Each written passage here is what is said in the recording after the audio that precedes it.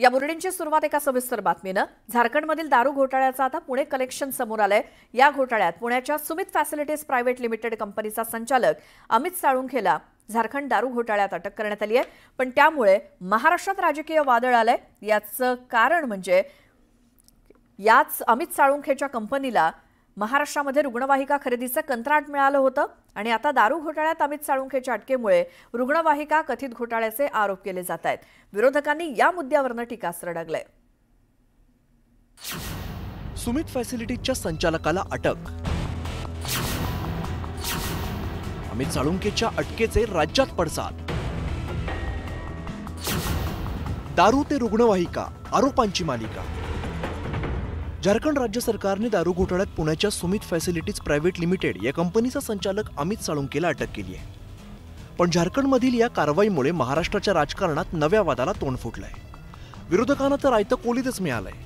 त्यामागचं कारण म्हणजे अमित साळुंखेचे सत्ताधाऱ्यांशी असलेली जवळीक। झारखंडमधल्या मद्य घोटाळ्यातून काल एक पथक इथे आलं आणि या सुमित फॅसिलिटीजच्या अमित साळुंखेला अटक केली। हा एकनाथ शिंदे आणि श्रीकांत शिंदे यांचा अत्यंत जवळचा माणूस आहे। ही अटक सहज झालेली नाही।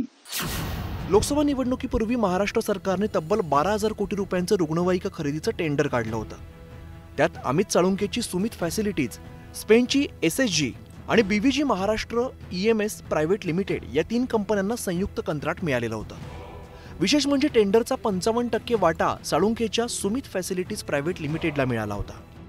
सुमित फॅसिलिटी किंवा त्या साळुंखेवरचा हा पहिला गुन्हा नाही। यामध्ये ईडीने त्यांच्यावर छत्तीसगडमध्ये ही कारवाई केली होती। आता त्यांना अटक झालेली आहे। महाराष्ट्रात मात्र ते करत असलेले घोटाळे, त्यांचे सगळे अपप्रकार हे निदर्शनास आणून देऊनही 6,000 कोटी रुपयाचा जो ठेकेदाराचा फायदा करून देणारी ॲम्ब्युलन्सची जी टेंडर होतं ते त्यांना देण्यात आलं। रुग्णवाहिका पुरवण्याचा कोणताही पूर्वानुभव नसताना हे टेंडर अमित साळुंखेच्या कंपनीला मिळालं होतं। त्यासाठी नियम धाब्यावर बसवण्यात आल्याचा आरोप झालेला होता। खरं तर सुरुवातीपासूनच हे टेंडर सुमित फॅसिलिटीजला देण्याचा निर्णय राज्य सरकारनं घेतला होता। पण बीव्हीजी कंपनीने आक्षेप घेतल्यानंतर तो वाटून देण्यात आला। विशेष म्हणजे कॅबिनेटची मंजुरी असल्याचं भासवत हे कंत्राट देण्यात आलेलं होतं असा आरोप माहिती अधिकार कार्यकर्त्यांकडून केला जातोय। हे 3 वर्ष रोज आम्ही आरोप ऐकतोय। त्याच्यामुळे हा नवीन आरोप झाला, त्याच्यामध्ये काही तथ्य असेल अशी अजिबात शंका नाही। डॉक्टर श्रीकांत शिंदेंनी स्वतःचं कर्तृत्व जगाच्या दौऱ्यामधनं स्वतः सिद्ध केलेलं आहे। त्याच्यामुळं अशा आरोपांना महाराष्ट्राची जनता किंमत देईल असं मला अजिबात वाटत नाही। त्यावेळेस ते चालू होती, प्रोसेस चालू होती, परंतु आचारसंहिता लागली, निवडणूक लागली, त्यावेळेस थांबलं बाबा असं काय करतो। आता देवेंद्र फडणवीस मुख्यमंत्री झालेले, आता माझ्या माहितीप्रमाणे ती मॅटर कोर्टामध्ये पण गेलेली होती।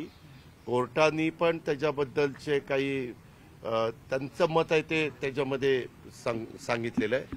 आता तुम्ही आता वेगळी माहिती देता, उद्या शनिवार आहे, रविवार आहे, परवा, पण सोमवारी गेल्यानंतर मी त्याच्याबद्दलची माहिती घेईल। पण एक आहे, तुम्ही म्हणताय त्या व्यक्तीचं कदाचित टेंडर अजूनही तिथं आहे, पण मी क्लिअर माहिती घेतल्याशिवाय बोलणं उचित दिसणार नाही। मी माहिती घेऊन सांगेन।